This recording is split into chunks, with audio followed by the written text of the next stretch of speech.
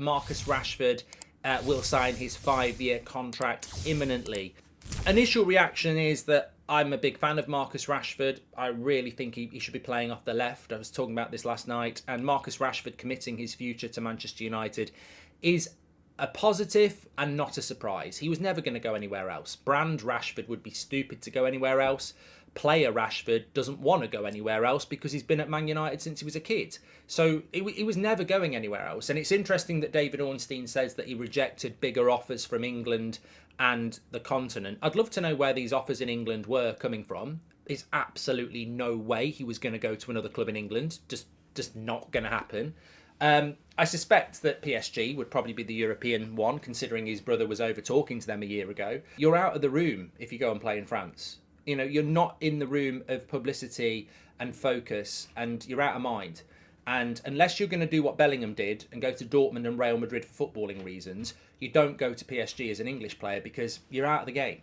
So Rashford was never going to do that unless his career at United had crumbled. He was always going to sign the contract for footballing reasons, and also footballers are brands now as well. So I don't think he was never going to go anywhere else. What I'm interested to know, and what I think everybody else is interested to know, is what the wages are, because that will be the thing that people will say, well, that's a good deal or it's a bad deal. I would suspect you're talking maybe 350, 400k a week, and then you open up the debate, don't you? I don't think United pay good wages to anybody. That's not Rashford's fault. We pay Harry Maguire 200 grand a week. We pay Jadon Sancho 350 a week, apparently. I just can't believe that's true, but there you go.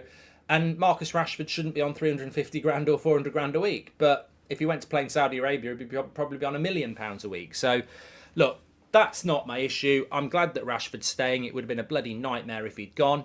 I'm really happy that Rashford signed. I'm really happy that Onana's signed. I'm really happy that Mount has signed.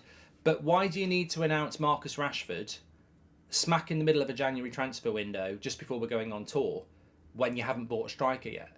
And I just think this is completely and utterly the football club that we are under the Glazers. You shouldn't be announcing contracts until the transfer window's closed. You can announce a Rashford contract in April and September.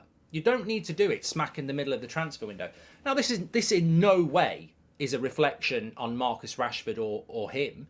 You know, Rashford staying is what I want and what anyone wants. But announcing a player that's already part of the team as a new deal in a transfer window just psychologically shifts your attention into a positive state of mind when actually this transfer window isn't good.